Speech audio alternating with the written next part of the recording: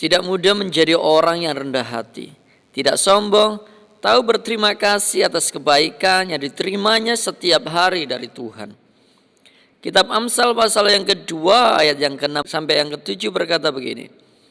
Karena Tuhanlah yang memberikan hikmat, dari mulutnya datang pengetahuan dan kepandaian.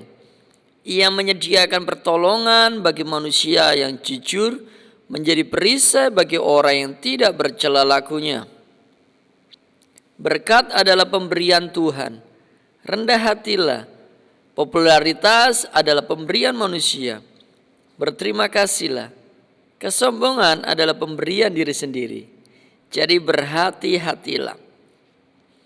Amsal pasal yang kedua ayat 11 sampai 12 berkata, kebijaksanaan akan memelihara engkau.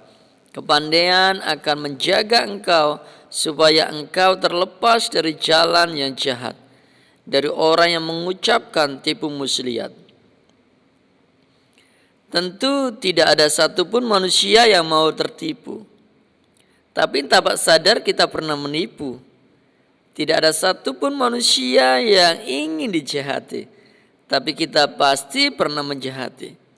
Itu sebabnya kadang Tuhan mengizinkan kita sakit, gagal serta merugi, agar kita belajar dan diajar untuk lebih bisa mengakui bahwa sebagai manusia kita tidak akan pernah bisa menjadi sempurna.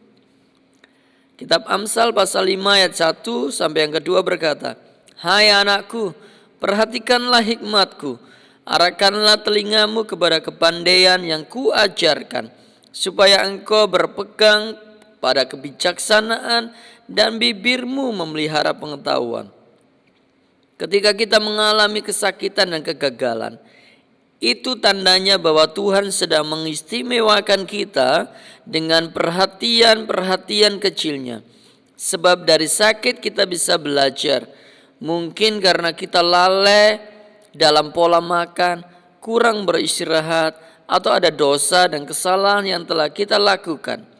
Demikian juga kegagalan agar kita introspeksi dan belajar darinya.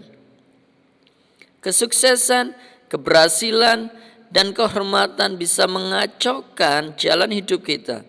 Sekalipun kita sudah berusaha menjadi rendah hati, namun ego bisa memicu dan memacu untuk menjadi lepas kendali.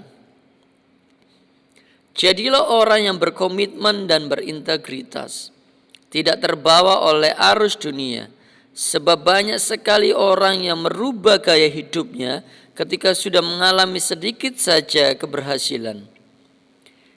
Kitab Daniel pasal 1 ayat ke-20 berkata, dalam tiap-tiap hal yang memerlukan kebijaksanaan dan pengertian yang ditanyakan raja kepada mereka, didapatinya bahwa mereka 10 kali lebih cerdas daripada semua orang berilmu dan semua ahli jampi di seluruh kerajaannya. Hanya orang yang memiliki karakter Kristus yang dapat mencapai level seperti Daniel, Hananya, Mishael, dan Asyariah yang sering kita sebut sebagai Sadrak, Meshak, dan Abednego. Itu sebabnya jangan pernah iri hati, cemburu atau benci melihat keberhasilan dari orang yang lebih berhasil dari kita.